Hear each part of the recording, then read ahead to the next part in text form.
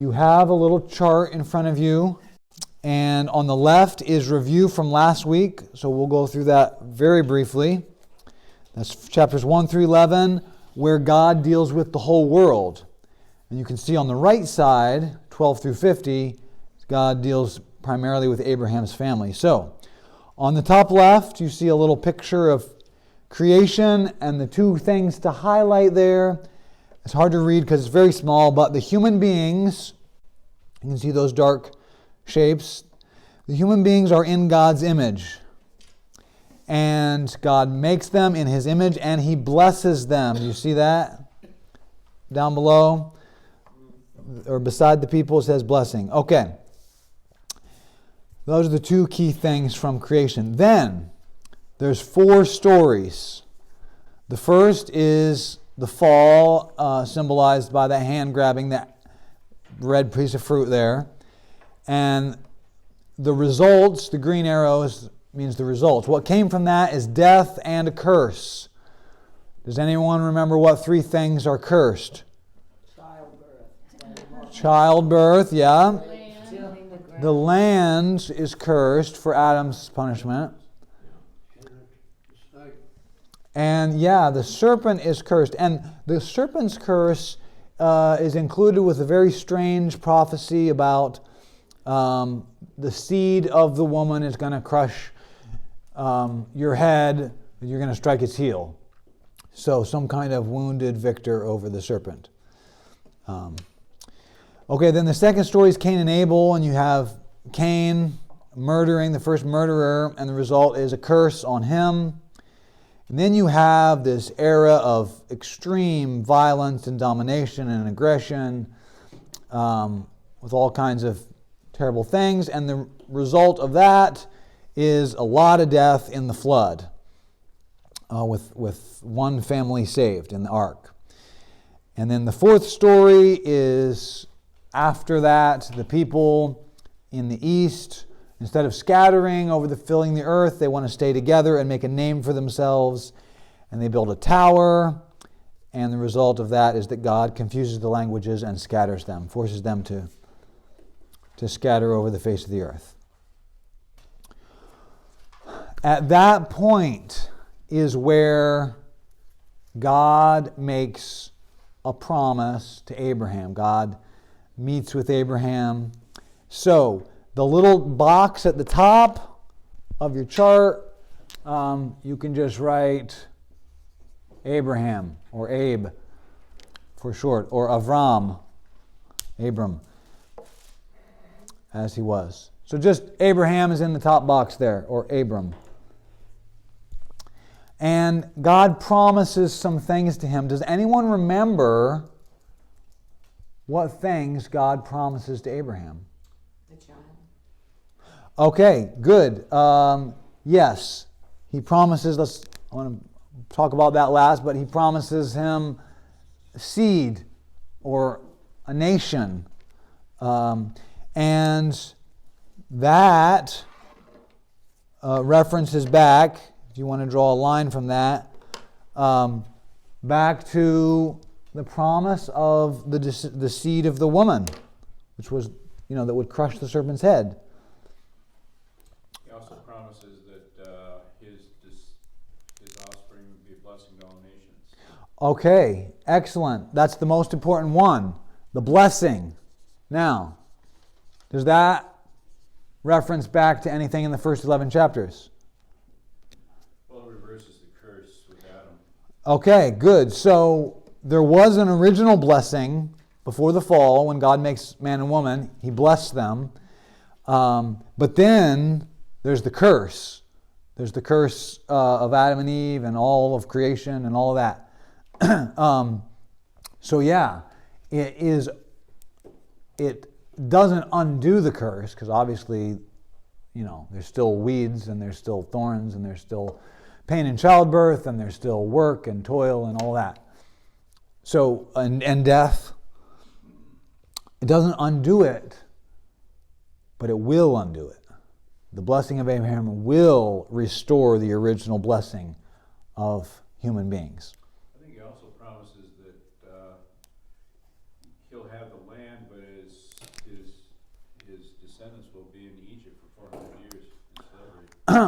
That's right. Now, in this original coming to him, chapter 12, given him that original speech, I don't think in that original meeting he mentions the 400 years. But he could. I don't actually 100% remember where that prophecy is. But the important thing is that he does promise his descendants would get the land, which references back to the curse of the land. And actually, the land is in all 4 of the original stories. The creation emphasizes land a lot. In fact, the word for land, soil, is Adamah, and the word for man is Adam. And so there's all kinds of plays on that. And so the land in the curse story, then even the land in the curse of Cain, the land won't produce.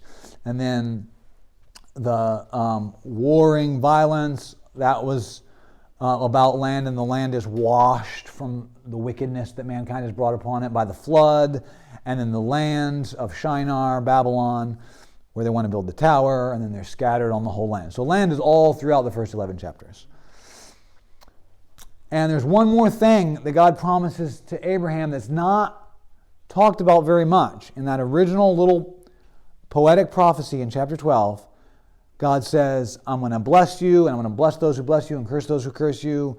I'm going to give you the land. I'm going to give you descendants. You're going to be a great nation. I'm going to bless all nations through you. And I'm going to make your name great. He promises him a great name. Does that refer back to anything in chapter 11? What do you think? I mean 1 through 11. Babel? Yeah, they said, we're going to make a name for ourselves by building a tower that reaches the heavens. So everything that God is promising to Abraham, that's why he works through Abraham for the rest of the book, is a total reversal of what all was going wrong, because all as a result of sin. Because they were seeking a name for themselves. And now God comes to someone and says, human beings tried to seek a name for themselves and that didn't work. I'm going to make a name for you. I'm going to make your name great. And arguably, with the exception of Jesus, Abraham is the most famous person who's ever lived. I understand that if you went to the average teenager, they might not know who Abraham is, but they would know who some pop star is, right? So you could argue, or you could argue that if you polled everyone in the world, the Beatles are more famous than Abraham. But here's the thing. In 4,000 years, no one is going to remember the pop star. No one is going to remember the Beatles, even though they were the biggest pop stars we've ever had. I mean, just think about what kind of music do you think was going on in Abraham's day 4,000 years ago? Who knows? It would sound crazy to us. But it's been 4,000 years and still people are talking about Abraham. We're talking about Abraham. All the Jews are talking about Abraham. Muslims are talking about Abraham. So this key event is all true. God did give him the land.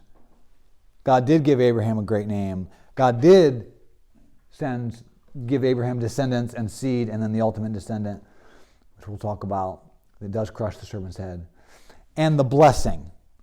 Now, this blessing is huge for what we're going to cover today. We're going to cover 12 through 50, and you trace the blessing all through that. But real quick, there you see the question why below.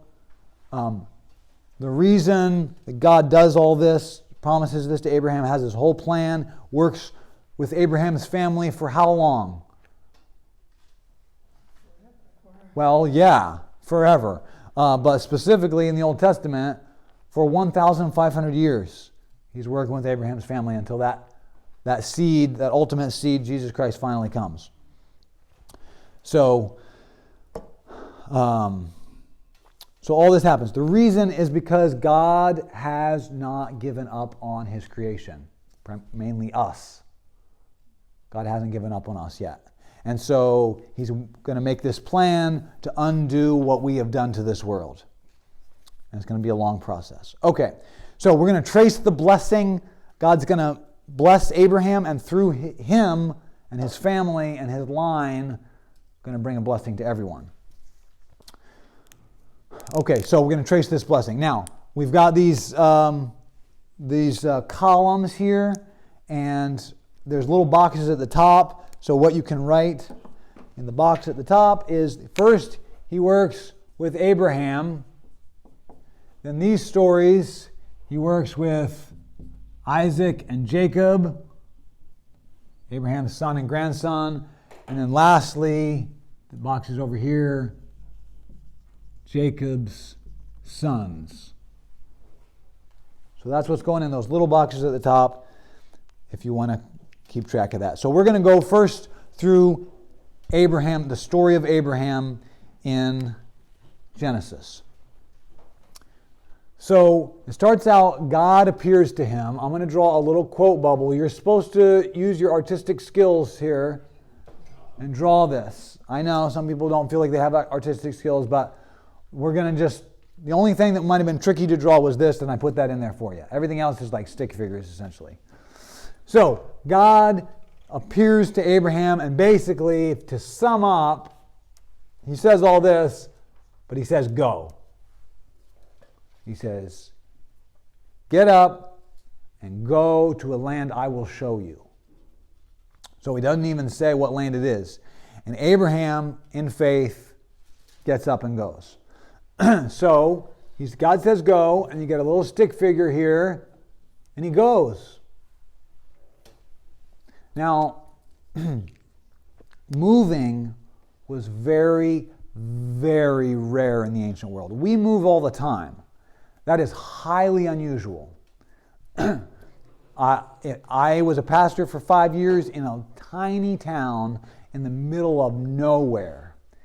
And all the kids were like, when I grow up, I'm going to move away. And none of them moved away. And the ones who did came back.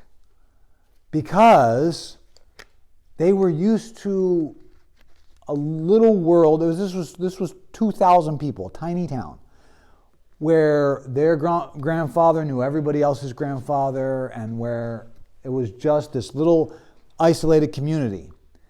And when they went to it was so strange for them to move away because nobody knows them. It felt so strange. That's why they all came back. I'm sure there were a few who actually moved away, but in general, they stayed in that town because that's where they'd been for generations. Now, that concept times a million is how the ancient world was.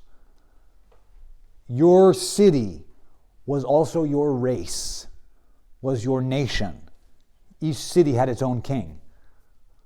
It was not, the world was very different. And back then, racism was considered good. That's very strange to us. The racism that we've experienced in modern times has been very bad. But in the ancient world, racism was considered good because that meant you were patriotic to your country, to your city, to your race. You all descended from the same people. So God says, get up and go, which is very strange, to move to a new place where you're going to be a foreigner and an alien and different race from the people, different customs, different languages, all kinds of different stuff. Moving is a huge deal. But Abraham does go. And it's a huge event. There's a book about how that event changed the history of the world and changes the way everyone in the world acts and thinks. Okay. But even in that act, that great act of faith, Abraham sins. Because he says, get up, leave your father, leave your family, and go. Who does Abraham take with him? His father. He takes Lot with him. He doesn't take his father with him. God appears to him after his father's already moved and one of his brothers has already died. But he takes Lot with him, which was not the way it was supposed to be, and there's a lot of bad results from that sin. And then he goes there and he lies about his sister, or lies about his wife, calling her his sister. So there's this big blotch in this box. You can make a zigzaggy block, and it comes up even into this action here. But then the next big story is about a big sin, about how sin mars the whole thing. It mars the trip because he brings Lot with him, and it mars when he gets there because he lies and says his wife is his sister. So the Pharaoh marries her. That brings a big curse on all of Pharaoh's household, and it's a big ordeal. It causes lots of problems. So everything's still marred by sin. She was his half-sister, wasn't she? Yeah. So that's like, when I was a kid and my parents said, "Did you clean your room?" And I said, "Yes, I did," like 3 months ago. I know they meant today, "Did you clean it?" I know that's what they meant. But I was like, it's kind of true in a way. Okay? So that means that honestly it was like a double lie, because not only did I lie, but I lied to myself saying, that's not really a lie. Right? So, yes, it was his half-sister, but that doesn't excuse it. Yeah. Okay, then the next big story here is this very important event where God makes this covenant with Abraham. But before the covenant happens, God appears to him at night and says, I'm going to make your descendants like the stars of the sky, like the sand of the seashore. And Abraham is too old to have kids at this point. And Sarah is too old to have kids at this point. But Abraham believes God, and God, what? Yes, somebody took Romans last year. Yes, Abraham believed God, and God credits it to him as righteousness. Even though Abraham's not righteous, God counts him as though he is righteous because he believes what God says. So there's a little space here for you to write the word faith or belief. Same word. Belief's probably better, but anyway. Okay, and then after that key event where God counts Abraham as righteous, God makes a covenant with Abraham. Now, so the covenants we have today are things like marriage covenant, where you agree to things, like a mortgage statement where you sign. Anybody ever bought a house and you have to sign like 100 papers? I buy like the 50th paper, you're like, this is kind of scary because I'm just trusting this person's explaining what all this means, but I'm not like spending a month reading all this, and you're just signing and signing and signing. Okay, so those are covenants that if you don't keep your end of the agreement, well, the terrible thing is you foreclose on your house, which, is terrible, but it's not the end of the world. But the covenant God makes with them, they cut animals in half. And what they would do is they would both walk through the dead animals and say, if I don't keep my end, then my life is forfeit. Right, that's how the covenants were made back then, these serious covenants. But as you can see in my little diagram on your paper or up here, the two places for signatures, this is what this party's going to do, this is what this party's going to do. Only one of them is signed. I don't know if you can see that. Because God has Abraham fall asleep. And God walks through it alone. Saying, I'm going to keep this. And if I don't keep this covenant with Abraham, then I will die, God is saying. Which obviously can't happen. So it's an eternal covenant. I mean, it kind of does happen, but can't talk about that yet. Okay. So God makes this eternal covenant with Abraham, and Abraham doesn't make the covenant back. Abraham is in the covenant, but he doesn't have to keep his end of the agreement. The covenant at Sinai, God says you have to keep your end, and if you don't, this is what will happen. And both parties are in agreement. But this covenant, God makes alone. Regardless of what Abraham does, I'm keeping my promises to him. So that's a huge deal, big covenant. Okay, then we come down here to this last story. This last story, unfortunately, we have another big blotch of sin where Abraham, essentially the same sin, but with the lying about his wife being his sister, but also the whole thing with Hagar. And the result of that sin, one of the many bad results of that sin, is that you get Ishmael. And the result of that sin is still causing problems today, is it not? Yes. Yes. So Ishmael, the father of the Arab races. I'm sorry. There are 2 front center seats available if anybody wants to take those. I'm sorry. Yeah, this classroom is not designed well to be able to see the board. But if anyone wants to move, feel free.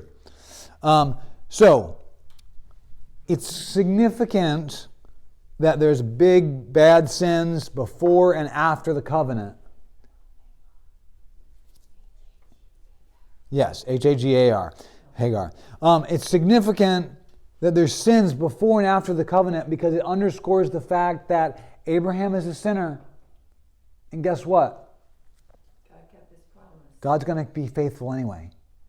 That's a huge theme in this whole, other than blessing, that's probably the biggest theme, is that even though human beings sin over and over and over again, God is going to be faithful to his promises. God is going to be faithful. So that's very important. Now, this is not the first covenant mentioned in the book of Genesis.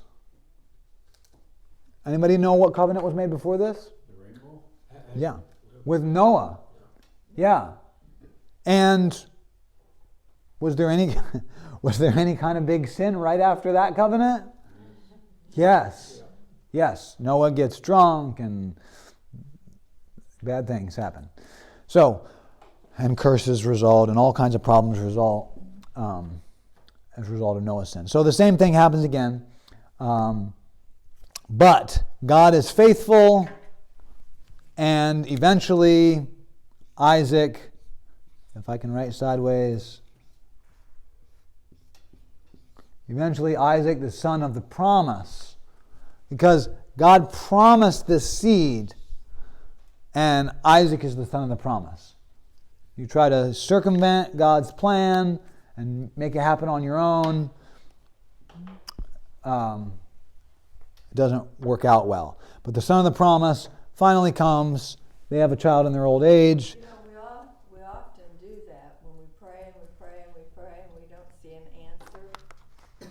Then we just do it on ourselves. Well, we try sometimes. yes. Yes, that very often happens. And Isaac, even though Abraham has 2 sons, Isaac gets the blessing. And again, we see Abraham's great faith. The fact that you get Abraham's great faith right around the time he's having these great sins, and then you see it again now with him being willing to sacrifice his one and only son, the son of the promise, gives a little life application. There's millions of life applications in here, but one is that someone can be a genuine, born-again Christian, child of God, and still continually struggle with great sins. That's very important to realize, because what counts for your regeneration, for your heart being made new and becoming a child of God, is your belief. That's what God counts as righteousness, not your own personal righteousness. But he disciplines.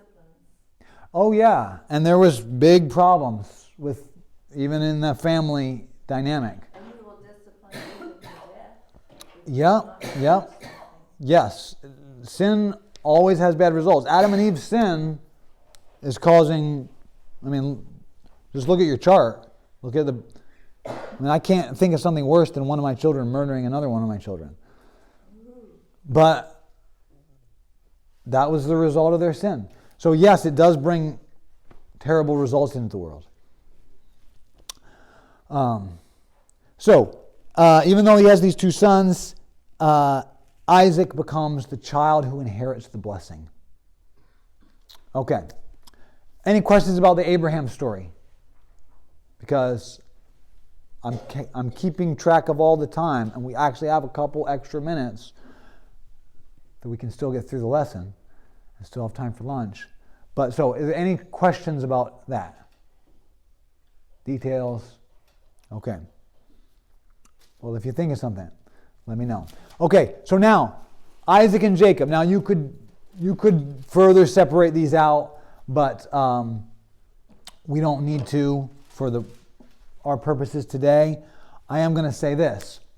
Isaac, let's see, do we have room? Yes, we do. Okay. Isaac has two sons. Does anyone know who they are? So just put an I at the top. Okay? Yes. He has Jacob and Esau, even though Esau was born first, although they were twins. So he has Jacob and Esau. Okay? Anybody know what Jacob's name means? Deceiver? Yeah. To trick or deceive, yes. And it's the way we say, I'm just pulling your leg, right? Like a trick. Just so the idea that he was grasping his brother's heel was like an idiom for tricking or deceiving. And does Jacob end up tricking anyone? Yes. He tricks his own father at the expense of his brother. And so I'm going to write in a little quote bubble here. Ha ha. Gotcha. Now, Isaac did favor one of his sons. Did he not? Yes. Which one? Esau. Why did he favor Esau? He liked his food. So you get these two extreme examples.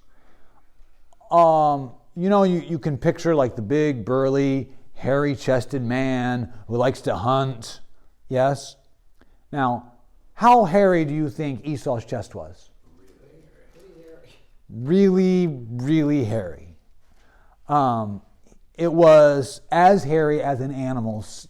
Even his arms, his hands, were as hairy as an animal's because a goat's fur gets involved in the trickery.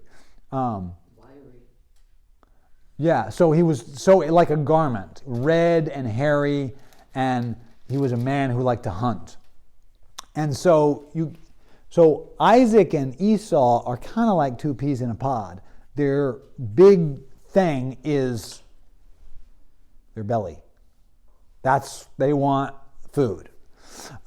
Esau sells his birthright as the oldest for one meal. New Testament says because of that act, he was a godless man. He was godless is the term it uses. Because he sold his birthright for one meal. Okay?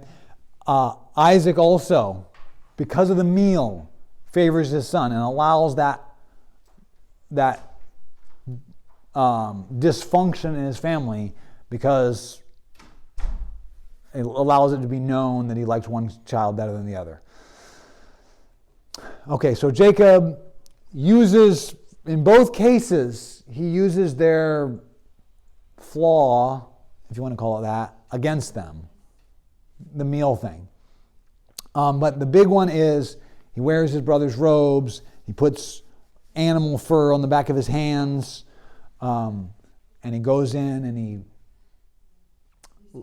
deceives his father and tricks his brother out of the blessing. The great blessing that's been passing down through the generations. So it's a big deal. Now,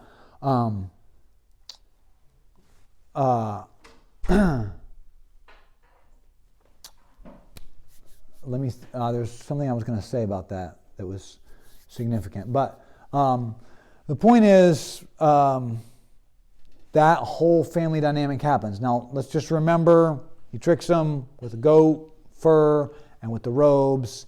And then, of course, he has to run for his life. And who does he run into when he runs away from his brother? Yes. Yes. Laban and Jacob, we have these stories where he's in love with one of Laban's daughters, and he ends up getting 4 wives. But he really only loves one. So, Laban tricks Jacob. I'm going to write ha ha again. Gotcha.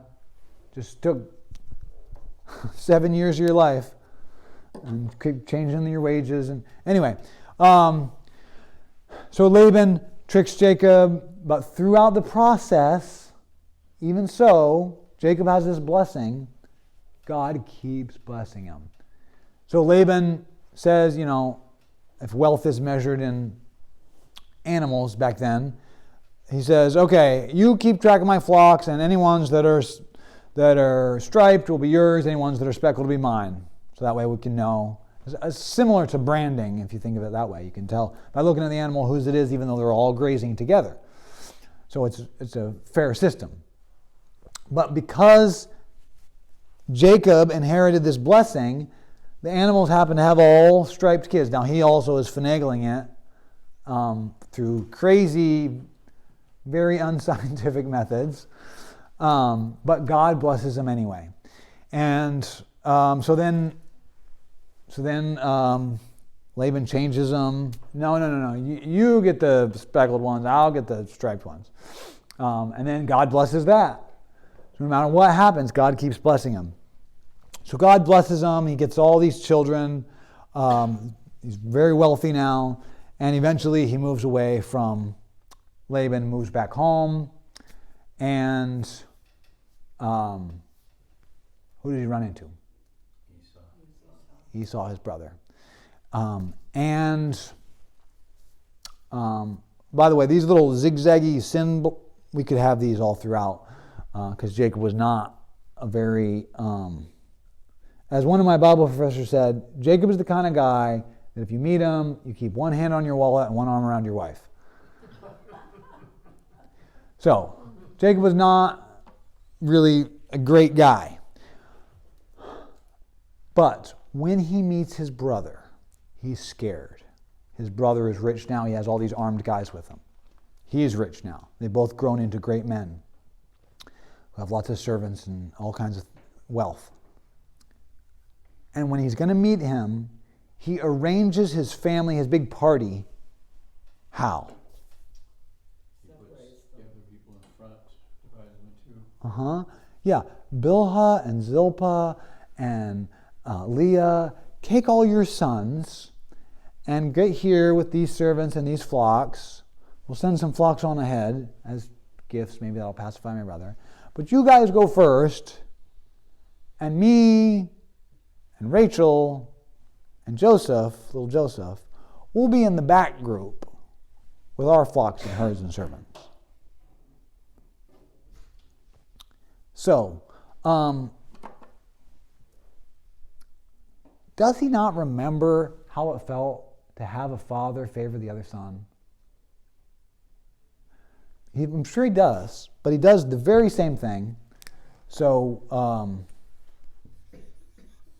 this favoring one wife, of course, having multiple wives causes problems. That happened here, favoring one wife. But anyway, favoring a wife, favoring a child, this book is a lot about family dynamics. This is a huge problem.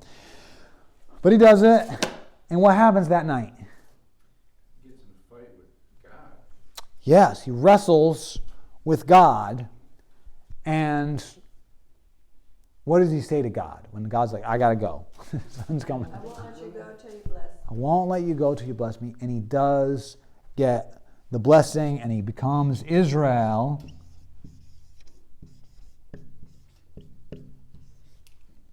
Yes, he does get that blessing. Of course, the blessing comes with a price of a handicap after that. But he gets that blessing. Any questions about all the crazy family dynamics about these guys? Well, you didn't really talk about Leah, and I find it interesting that she was not favored. She had the slow eye, Mm-hmm. but she had 6 boys, and important boys. I mean, she had Levi, and she had Judah, yes, she did. God enabled her to conceive because she was not favored.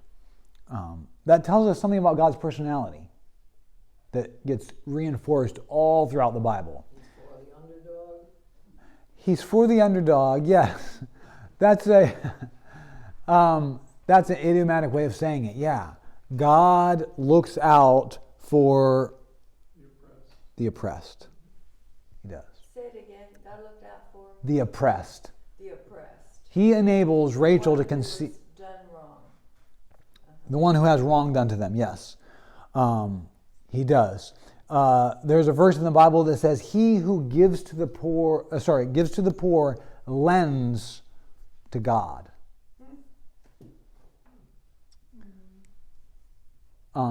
If there is one person that I want to lend money to, there's some people that they're like, hey, can I borrow money? And I'm like, oh, Jesus said to lend even when you don't expect to get it back, so I have to lend it. But if there's one person I want to lend money to, it's God. Yeah, I often wonder about, it was actually Rebecca who came up with the whole plan for the deception. Jacob was mom's boy. Yes. That she overheard what Isaac and Esau were talking about. Yeah. And She didn't want Esau to be blessed over Jacob, apparently, for whatever reasons that doesn't say. yes. But if they truly trusted God that Jacob would get the blessing or inherit the blessing, why did all the deception have to take place? Well, that's a very loaded question, but the deception did not have to take place, but it did take place. For one thing, Jacob already had the birthright. He should have gotten the blessing. But Isaac wasn't going to honor that, and Jacob had to trick him into it. Jacob could have just trusted God, that God's going to take care of me. I don't have to sow discord in my own family.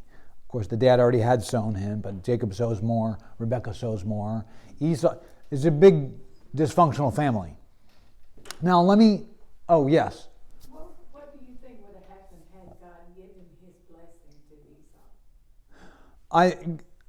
Had Isaac given the blessing to Esau, I think God had already chosen, before they were even born, God had chosen Jacob. Now, it's possible that Rebekah is thinking, God promised me that the older would serve the younger, so I got to work this out because I know what my husband's going to do. So she finagles a big disaster, and then her boys are trying to murder each other again because of her plan. Like back to Adam and Eve again. Esau, wasn't he actually very blessed too, because he was very wealthy? Yeah, he does, but he gets his blessing. It's very strange to us to think that they would fight each other over this blessing, because nowadays we're like, bless you. They're like, oh, that'll be $6.99. Here's the money. Bless you. We're like blessing. We're blessing for like just willy-nilly blessing people, right? It wasn't that way then. Also, it was a curse or a blessing was very serious in the ancient world, often they came true. And so if you had a situation with your neighbor and you did something to them, and they're like, well, you got my land, but may all your children die of a wasting disease. They said that, you were scared that was going to happen because they had spoken it. Our culture is, we're just like talking, empty words all the time. It wasn't that way. A thing spoken was a big deal in the ancient world.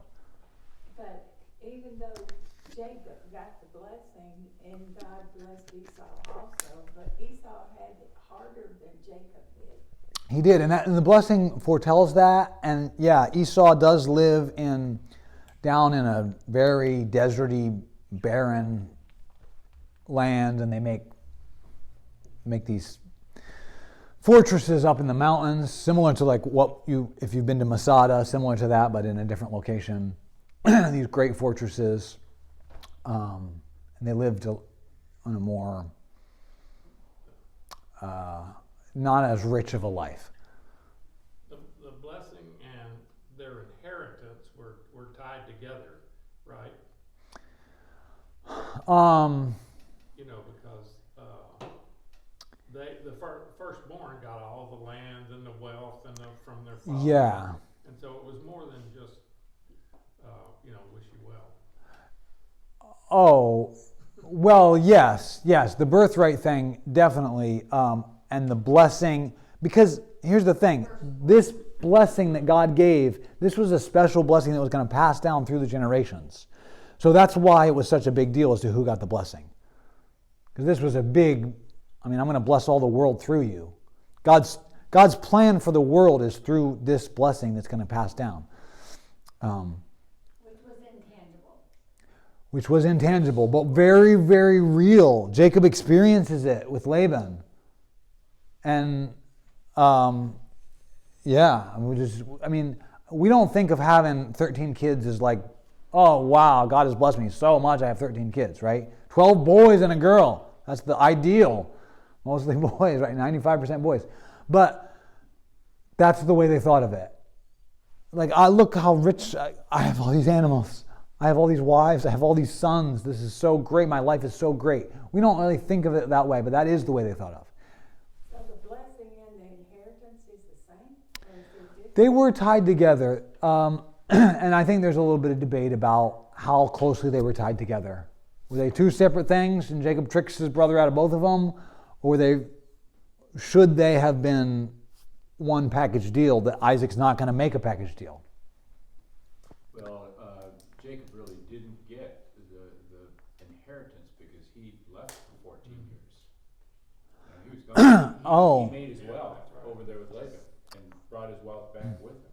Yeah, that's true. So the blessing becomes a bigger deal than the inheritance.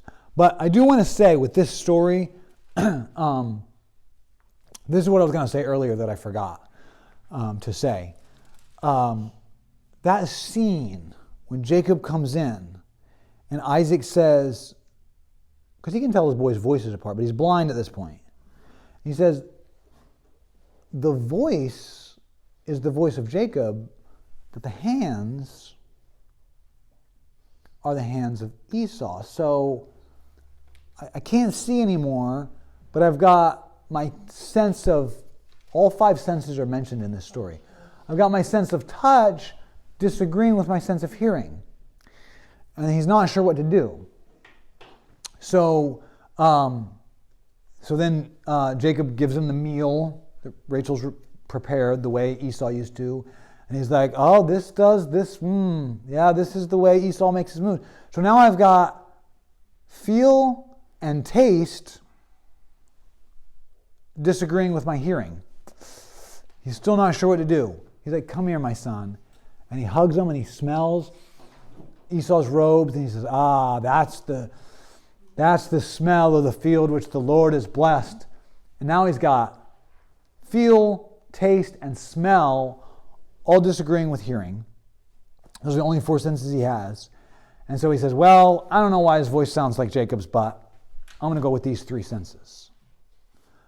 And And he blesses them. And he gets it wrong.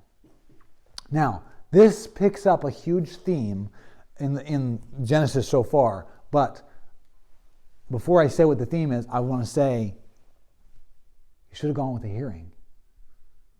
His hearing was the only sense that was correct. So what does that tell us? Well, go with your hearing. Because Eve heard the command. They're not supposed to eat that fruit, but she saw it was good for food, it's pleasing to the eyes, desirable for gaining wisdom, and she took. She went with her sight, not with her hearing. Hearing is always the sense of subservience, right? You say to someone, he never listens. You don't listen. The word hearing and listening is closely tied to obedience. Because when you listen to what someone else says, you have to say, okay, I'm going to take that advice. Or I'm going to follow that command. And all through, and even this promise, he says, I'm going to take you to a land that I'll show you. You don't get to see it. Just trust me. And Abraham does trust God. They're not mad at me. They had another engagement, just so you know. That's it. Get out of here. If you don't bless them, they're leaving. Yes. I don't give out blessings willy-nilly. But all throughout the sense of seeing for yourself, right? People say, I got to see it for myself. That's in opposition to faith. Because Abraham, when God said you're going to have a lot of descendants, he looked at his body, which was old. He looked at his wife's body, which was old. But God's saying we're going to have kids. Do I go with my sight or go with my hearing? I'm going to believe what God said, even though it contradicts what I can see.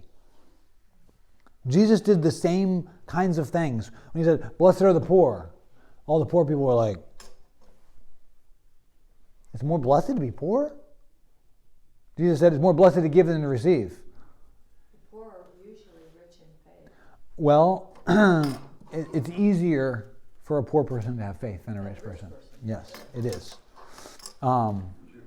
You associate that theme with he that has an ear, let him hear what the Spirit says to the churches? I'd have to think about that. That's an interesting question. Okay. All right. So, we're right on time to finish this story. Any questions about Jacob, Esau, Isaac, Laban, Rachel, the 12 sons, wrestling with God? Now, we all have a question about that. Yes? I thought I read Isaac's eyesight was dim. Yes, he was blind, so he only has 4 senses left. And of the 4 senses, he trusts the other 3 rather than hearing. Yes. Okay. Well, yes, we all have questions about the wrestling with God. I don't know. Is the answer to whatever question you have about that. Okay, now Jacob's sons, and this is the biggest part of the story. And we'll see why. Okay, so now we get, let's see, I'll use a different color. Where's my black? Oh, here it is. Okay. We get Jacob with his 10 sons over here and Joseph over here. And did Jacob remember what it felt like to not be favored by your father? Jacob takes the sin of Isaac, the discord he sowed in his family, and magnifies it. Not only does he have a favorite son, who comes from the favorite wife, the only son from that wife at this point. Not only does he have a favorite son, this is a little favoritism sin here, but how does he show it? He gives him an external thing that everybody can. Now, if he'd said, called him in, hey, don't tell your brothers, but you're really my favorite son, so I'm going to give you this gold, but just keep it hidden from them. He doesn't do that. I mean, that would be bad. Bad for Joseph's soul to be told that. But he gives them an external thing so that everybody knows who the favorite son is. So, does he not? Joseph gets a little haughty in this, doesn't he? He does. Yeah. Joseph is one of the characters whose sin is talked about the least in this whole book.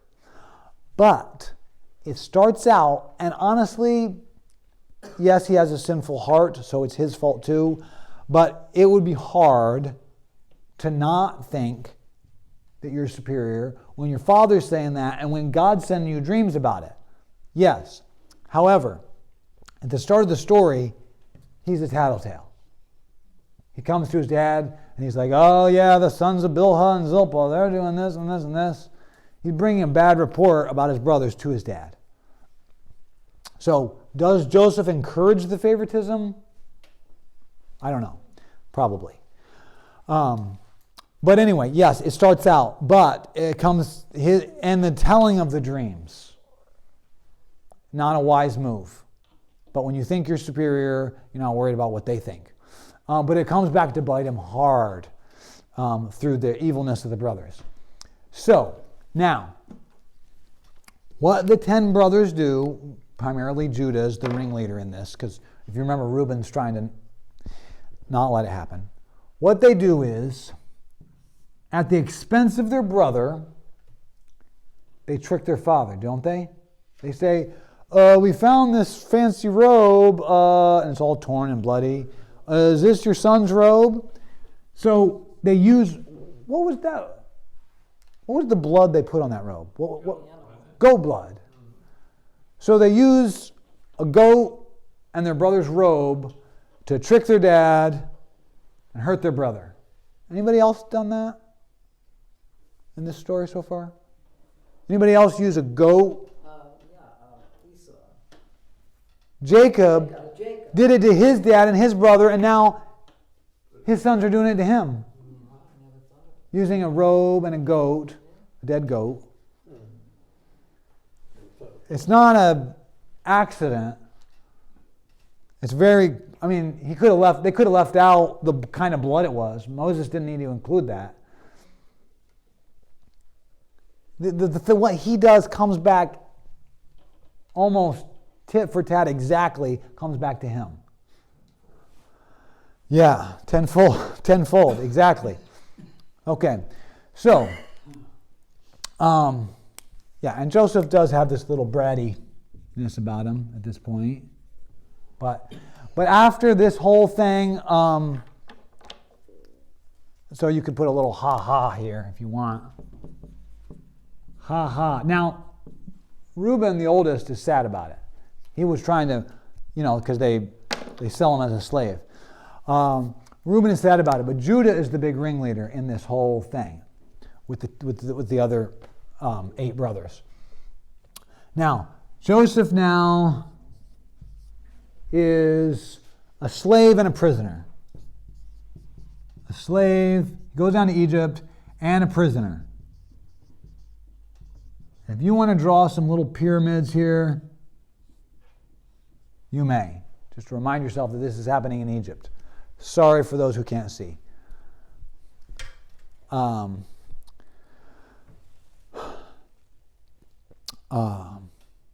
So that's what happens to him there, and I'm sure you guys know the story.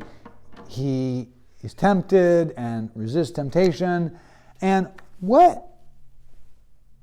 he first is a slave, how well does his service go for Potiphar? Oh, he rises to the second end of the kingdom. It goes very well. Everything Joseph touches turns to gold. Sound a little bit like the blessing Jacob got? It's all back to this blessing. God is going to bless the world through Abraham and his descendants. And you're seeing this, I want to say, writ large, like you're seeing this epitomized through Joseph. So Joseph becomes this slave. Everything he touches turns to gold. It's great. Potiphar's like, Joseph, just run my household because everything you do goes great. He's like, okay, here's the monthly, here's how you did, you increased wealth. He's like, don't even tell me. I just trust you.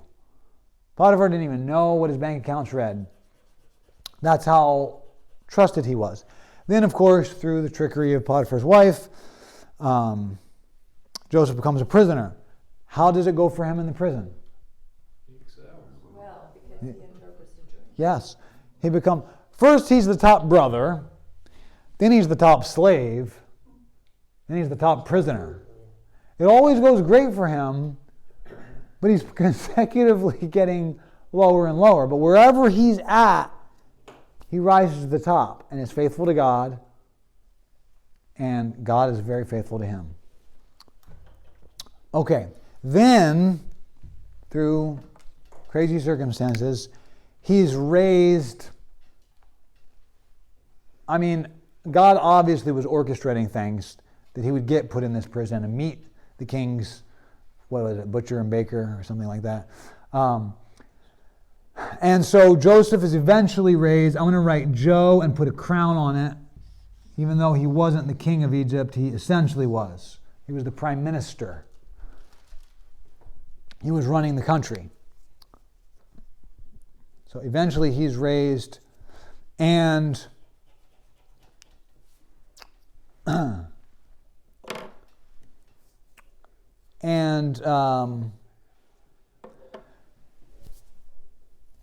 at the end, he ends up saving the lives of everyone in Egypt and everyone in Canaan and his family. Mm-hmm. Now, after their father dies, they're all down in Egypt. He's revealed himself. That big thing. Hopefully we'll get a chance to talk about that shortly. But at the end of the book, his brothers come to him and they're like, hey, Dad's dead. But right before he died, he told us to tell you, don't take revenge on your brothers for what they did to you. Which was a lie. But anyway, that's what they say. And he says what? Very famous words. What men meant for evil, God meant for good, or something. Yes, you planned it for evil. You intended it for evil. But God planned it. God intended it for good. To save many lives, which has happened. Abraham's family is preserved. The line of the blessing is preserved. The whole nation of Egypt, the nation of Canaan, is all preserved. Many lives have been saved through God's plan. Even though you had your own motives, God had his motives. Now, Joseph, I'm amazed at how he took it going from being sold into slavery, and he went there and was so successful. It shows quite character. yes, it does. It does. And would be another discussion about how much going through that event humbled him. But I do want to say this, that the story, the purpose of this, why did God promise all this stuff to Abraham? So that, he says in the promise, so that all the nations of the world can be blessed through you. That was the plan. That plan. About Israel now. Yes. So the little, back in chapter 11, the little hint, someday the seed of the woman is gonna crush your head. The little hint is explained a little more fully here. And this concept of God blessing the world through Abraham's seed is exemplified even more here with Joseph. Because of the blessing on Joseph, everyone around him gets blessed. Potiphar's household gets blessed. The prison gets blessed. The whole nation of Egypt gets blessed. The whole region of Egypt and what they call the Levant, Egypt and Canaan, it all gets blessed. So, God's plan is for good and blessing. And that little thing he says, you intended it for evil, but God intended it for good, that is the culmination of the Joseph story, which is really, this whole thing is all the Joseph story. But it's also the culmination of the whole book of Genesis. It comes right at the end of the book. Okay, how is that you intended it for evil, God intended it for good, a culmination of the whole book? That's what we need to talk about. The last thing, and we have time, so that's good. What was going on back at the ranch when Joseph was a slave and a prisoner? Raise your hand if you know. What do you mean? Back home. I mean, there's a family, what was happening? It's a family. But there's a story. There's like in the middle of the Joseph story, there's an interrupt, and it's like, meanwhile, back at the ranch, this is what was going on back home. Okay, back to the Joseph story. Interpreting dreams? No? His brothers, what was going on with his What was going on with the brothers? This is a story. There's never a sermon on it. There's never a lesson on it. Nobody ever talks about it. Anyone know? What? The famine's going on in the land. Oh, well, not yet. Not yet. While he's a prisoner. This is what's going on. guilt? Judah is going through some really hard times. Judah's oldest son dies. And Judah has 3 sons. His second son marries the widow because that's what he's supposed to do. But his second son is supposed to raise up seed to his brother, marries Tamar. His second son, every time he sleeps with his brother's widow, he pulls out so that the seed doesn't go into her. This is very graphic. That's why you don't hear sermons about it. Right? So he doesn't ejaculate in the widow, he does it on the ground. Probably because once she gets pregnant, then he can't sleep with her anymore. So as long as she doesn't have a baby, he can keep having this concubine, essentially. The motives are not explained. So, then God strikes him dead because that's the wrong thing to do. So now, Judah's first son marries Tamar, dies. Second son marries Tamar, dies. Third son, supposed to marry Tamar. And Judah's like, no, I'm not going to let that happen to my youngest son. So she's mad because she knows what's supposed to happen. So she dresses up like a prostitute, tricks Judah, her father-in-law, into sleeping with her as a prostitute. And then, once she's pregnant, the townspeople were like, Tamar's been a prostitute and she's gotten pregnant. It's terrible. And Judah's like, burn her at the stake. And then she says, okay, this is the staff of the man. This is like a driver's license situation with the staff. This is the staff of the man that got me pregnant. Judah's publicly humiliated and says, you've been more righteous than me because I was supposed to give you my youngest son and I didn't. But you got pregnant in the end, so that's what you needed. That's what a woman needed to be able to, it was like a retirement situation, to have a son that could provide for you. A little bit of family dysfunction going on in all of this, right? But through this crazy story, Judah is humbled. Judah learns what it's like to lose a child, which he didn't understand when he's like, yeah, let's sell our brother into slavery until daddy's dead. Ha ha ha. Then we'll see what happens to his dreams, this little dreamer.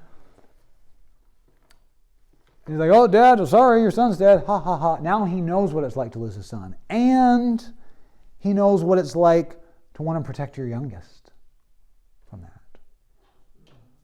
Which is exactly why Jacob won't send Benjamin to Egypt. They're like, we got to go to get grain in Egypt. And he's like, you guys go, but I'm not sending Benjamin. Judah understands that now. That story is in there to show the maturing of Judah from the ringleader to what happens here when they go down. And this is what happens. They go down, and Joseph says, I'm not gonna sell you grain until I see you said you have another brother. I want to see him. Because that's his only full brother. The others are all half brothers. And they're like, oh shoot, okay. He's like, here's a little bit of grain, but I want you to come back with your youngest brother. Because they were the two sons from the only loved wife, Joseph and Benjamin, from Rachel. They go back and they're like, Dad, he wants Benjamin. He's like, oh, why did you even mention Benjamin? He's like, he asked us, he specifically asked us, do you have any other brothers? This great prime minister guy that we don't recognize. And he's like, no, I'm not going to send him. Finally, Judah, they're all saying that. Finally, Judah goes to him. He's like, Father, send him. I'll be in charge of him. I will be personally responsible for Benjamin's safety. Please. This is the only way our family's going to live. Jacob's like, fine, go. If I'm bereft, I'm bereft. Right? So, by the way, his beloved wife died giving birth to Benjamin. It's all he has left of the three loved ones. He's like, fine, go. And they go down, and Joseph does some really weird stuff, right? He's like, you stole from me. And he says to a servant, put my special cup in Benjamin's bag. And he runs after him like, you stole from me. And they're like, well, we would never do that. We're just trying to live here. And he goes, and they search all of them. Well, Benjamin last. They search Benjamin's bag. They're like, here it is. And they're like, oh my goodness. They're like, God's getting back at us. Because how could this? God's getting back at us because of what we did. Judah says this. They go back, and they all go back. He's like, no, just Benjamin. He's going to be my prisoner. And they're like, no, we're going to go back. And he's like, no, you guys, you didn't do anything wrong. It's just this youngest one. He's going to be my prisoner. And Judah goes and says, please, my Lord, please make me your prisoner. Let this boy go. My father really loves him. If we come back and he's not with us, our father will die, please. So, Joseph was giving his brothers every opportunity, every excuse to do to Benjamin exactly what they did to him. It was a perfect opportunity for them to get back at the only loved brother, the more loved brother, because of the family favoritism. And Judah, now after what he's been through, says, no, please, take me instead. That's at the point where Joseph realizes my brothers have changed. They're not the same people who did this, because they have a chance to do it to little Benjamin, and they're not doing it. That's the point at which he reveals himself and says, I'm your brother. Bring everybody down, and I'll take care of you here, because I'm the most powerful man in the world, essentially. Little side note here, I just want to add in, the reason for all of this emphasis on Judah specifically is because it's through him that the line of Jesus will come. So even that terrible stuff that happened to Judah while Joseph was a slave, the terrible stuff that happened to Joseph, all of that goes into this. You intended it for evil, but God intended it for good. It's very similar to what's happening to Judah, who God is intending the greatest good for the world through him. And the things that happened to Jesus, people intended that for evil. To crucifying an innocent man, people intended that for evil, but God uses it for great good for all of us. That's just a little side note as to why I'm focusing so much on Judah specifically. So, through all of this happening, you see Joseph able to bless everyone, even the two nations blessed, the Canaanites and the Egyptians, who later would enslave them and later would draw them away from God, those two nations. But even though Egypt and Canaan later would mean it for evil, God meant it for good. So God often uses evil. Yes, God, all throughout, all the sins and the messed up, everything that happens, every time, that's why it's in green at the bottom, God is faithful, God is faithful, God is faithful. through the whole story. And Joseph, the faithfulness of God through Joseph's story is the prime example of how God is faithful and blesses the people around him through him. Now, that concept that was barely mentioned in Genesis 3 with the serpent, mentioned more, explained more, is just going to get more and more and more. At Sinai, they're told, you're going to be a nation of priests to the rest of the world. So all the other nations can be like, listen, this people, their women never miscarry, their animals never get sick, there's no diseases, nobody dies of accidents. I want their God. Their God's way better than my God. That was the intention of the whole Sinai covenant, which of course the people don't keep. But that's all part of God's plan. But that concept of the blessing of the world through the line of through Abraham's family, the Jews, gets bigger and bigger and bigger until finally it finds its fulfillment in Jesus Christ.